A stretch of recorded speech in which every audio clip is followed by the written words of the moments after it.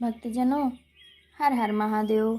श्री शिव महापुराण भाषा तृतीय पार्वती खंड का 5वां अध्याय। हिमाचल और मैना का कठिन तप, देवी का वरदान तथा मैना पर्वत की उत्पत्ति। नारद जी ने पूछा, जब भगवती दुर्गा अपने स्थान को चली गई तब क्या हुआ? मैना और हिमाचल ने किस प्रकार तप किया और भगवती किस प्रकार उनकी पुत्री हुई, वो सारी कथा आप मुझे सुनाइए। ब्रह्मा जी कहने लगे, हे ब्राह्मणों में श्रेष्ठ नारद, हे पुत्रों में श्रेष्ठ। जब देवतागण हिमाचल और मैना को प्रणाम कर चले गए तब हिमालय और मैना ने महा कठिन तप करना आरंभ कर दिया। दोनों पति पत्नी अनिवर्ष शिव की आराधना करने लगे। 27 वर्ष तक उन्होंने कभी जल पीकर, कभी वायु भर चढ़कर, निराहार व्रत कर शिव सहित भगवती की मृणमयी प्रतिमा बनाकर उनकी अखंड पूजन किया।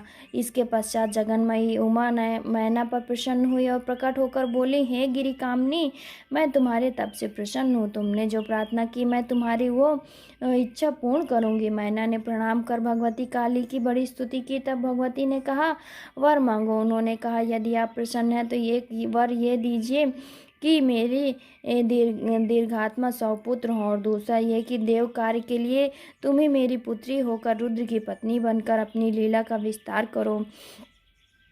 देवी ने तथास्तु कहकर प्रस्थान किया और मैना भी पर्वतराज से जा मिली।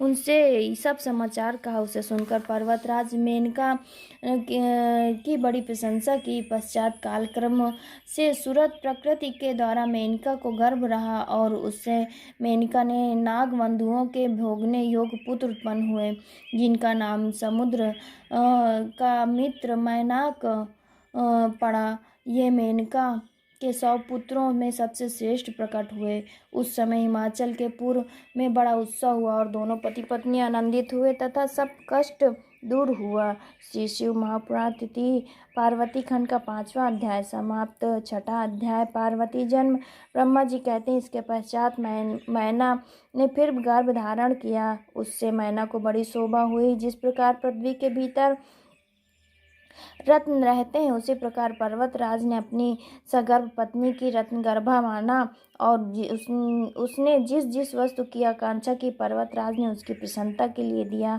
वेदों द्वारा गर्भ पुष्टि के अनेकों उपचार कराए। गिरिराज की प्रसन्नता की सीमा न रही। विष्णु आदि देवताओं ने आकर स्तुति की। प्रकृति दृश्यों की अपूर्व शोभा छा गई।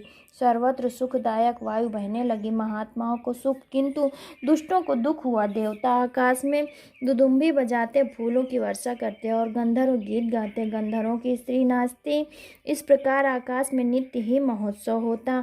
उसी समय पूर्ण शक्ति शिवा सती महादेवी मैना के सामने अपने रूप में आकर प्रकट हुई। वसंत ऋतु थी और चैत्र का महीना, नवमी तिथि, मृगशिरा नक्षत्र और अर्धरात्रि का समय था, जबकि चंडमंडल में गंगा की भांति भगवती प्रकट हुई। जब लक्ष्मी समुद्र में से प्रकट हुई, जैसे लक्ष्मी समुद्र से प्रकट हुई हो, इस प्रकार मैना के पेट से भगवती प्रकट हुई। भगवती के प्रकट होने से शिवजी प्रसन्न हो गए और शुभ सूचक सुगंधित वायु बहने लगी। मेघ गर्जन के साथ जल वृष्टि और पुष्प वृष्टि भी हुई।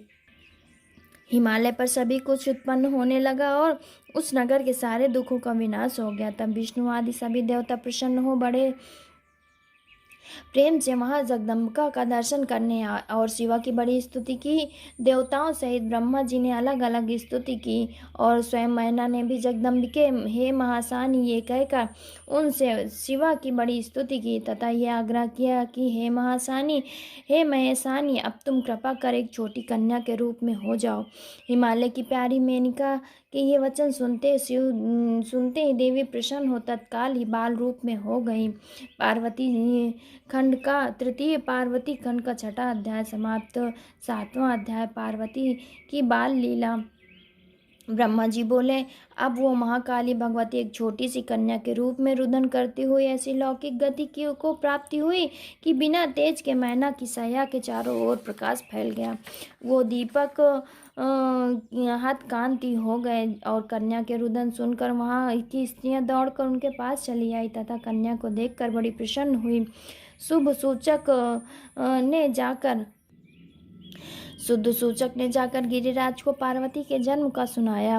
गिरिराज ने उनका एक ऐसा अमृत वचन सुन छत्र छोड़ उसे सब कुछ देने को कहा। फिर अपने पुरोहित के साथ लेकर राजा वहां गए जहां कन्या का जन्म हुआ। नीलकमल के समान श्याम वर्ण वाली मनोहर और नेत्रों को सुखदायक ऐसी कन्या को देखकर हिमराज को हर्ष की सीमा न रही। वे प्रसन्न होकर अनेकों प्रकार के मंगलाचार और उत्सव के बाजे बजवाने लगे। हिमालय ने अपने द्वार पर बड़ा उत्सव किया और भिक्षुकों को बड़ा दान दिया। फिर ब्रह्मादि देवताओं और मुनियों ने आकर सब संस्कार पूर्व उनका काली, महाकाली इत्यादि नाम रखा। पश्चात कालिका देवी बड़ी शीघ्र हिमालय के ग्रह बढ़ने लगी, चंद्रमा की भांति सुंदर रूप धारण करने लगी। नगर के लोग पार्वती तथा कोई सुशीला और कोई बंधु प्रिया भी कहने लगे। जब उनकी माता ने तप के लिए निषेध किया तब से उनका नाम उमा हुआ। अब वो भगवती गंगा देवी के तट पर अपनी सखियों के साथ गेंद खेलने लगी, फिर अपने गुरु से विद्या पढ़ने लगी। अल्पकाल में ही दुर्गा देवी सब विद्याओं में पारंगत हो गई है। मुने, ये भगवती देवी का चरित्र मैंने तुम्हें सुनाया, अब इनका आगे का चरित्र सुनो। तृतीय पार्वती खंड का 7वां अध्याय समाप्त। भक्तजनों, हर हर महादेव, हर हर महादेव।